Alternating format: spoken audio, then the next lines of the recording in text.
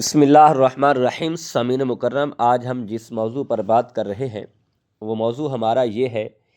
کہ میت کو دفن کرنے کے بعد قبر پر کتنی دیر بیٹھنا ضروری ہے، اور قبر پہ بیٹھنا یہ سنت ہے،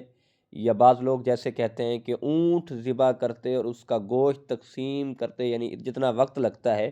تو اتنی دیر بیٹھنا ضروری ہے۔ آج اس بارے ہم آپ کو آگاہ کرنے جا رہے ہیں۔ ایک اور مسئلہ بھی تھا، وہ یہ ہے، وہ بھی بہت بڑا اہم مسئلہ ہے کہ اگر میت کو غسل دینے کے بعد، یعنی غسل ہو چکا ہے تو پھر میت کا پخانہ نکل گیا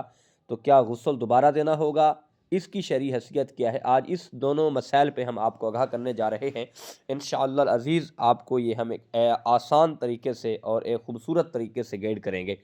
اور دیکھیں، سب سے پہلی بات تو یہ ہے کہ جو پہلا مسئلہ ہے کہ میت کو دفن کرنے کے بعد کتنی دیر قبر پہ بیٹھنا چاہیے، یہ صاف ظاہر ہے، یہ حدیث پاک سے ثابت ہے، اور آقا کریم علیہ الصلوۃ والسلام کی سنت مبارکہ ہے۔ میرے آقا نے فرمایا کہ جب میت کو دفن کیا جائے، دفن کرنے کے بعد، مٹی ڈالنے کے بعد قبر کے اوپر اتنی دیر بیٹھا جائے جتنی دیر اونٹ کو ذبح کر کے اس کا گوشت تقسیم کر دیا جاتا ہے، یعنی اتنی دیر قبر میں بیٹھنا یہ رسول اللہ صلی اللہ تعالیٰ علیہ وسلم کی سنت ہے، میرے آقا کا فرمان علی شان ہے۔ یعنی قبر پہ بیٹھنا، قرآن، یہ ایسے نہیں ہے کہ فقط بیٹھے رہیں، قرآن پاک کی تلاوت کرتے رہیں، ذکر و اذکار کرتے رہیں، سورۃ اخلاص پڑھتے رہیں، سورۃ یاسین پڑھتے رہیں، یعنی جو آپ کو آتا ہے تو آپ پڑھتے رہیں، اور اپنے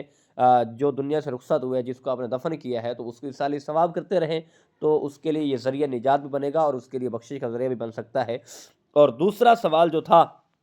وہ ایک بہت بڑا اہم سوال ہے کہ میت کو غسل دیتے ہوئے، غسل دے دیا ہے تو پھر میت کا پخانہ نکل گیا تو کیا غسل دوبارہ دیا جائے گا؟ بھائی دیکھیں، سب سے پہلی بات تو یہ ہے کہ جب میت کو غسل دیا جاتا ہے، غسل دینے کے بعد اگر پھر بعد میں پخانہ نکل جاتا ہے تو آپ کو غسل دوبارہ نہیں دینا پڑے گا،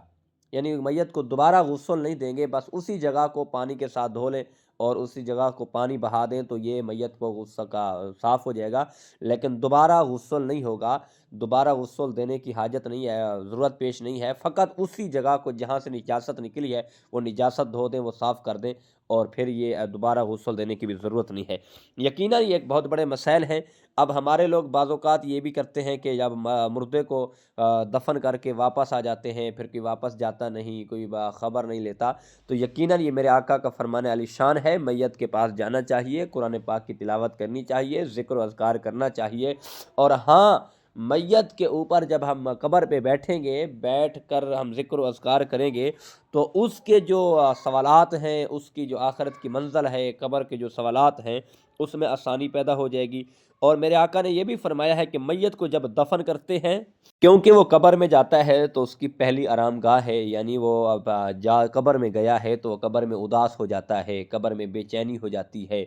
تاکہ جب قبر کے اوپر بندہ بیٹھا ہوگا، قرآن پاک کی تلاوت کرتا ہو رہے گا، اس کو تسلی ہو جائے گی، اس کو آواز جاتی ہے، کیونکہ میرے آقا کا فرمان علی شان ہے، مرنے والا ورثاء کی آواز بھی سنتا ہے اور اس کا جواب بھی دیتا ہے، یہ میرے آقا کا فرمان علی شان ہے۔ میرے آقا نے فرمایا ہے،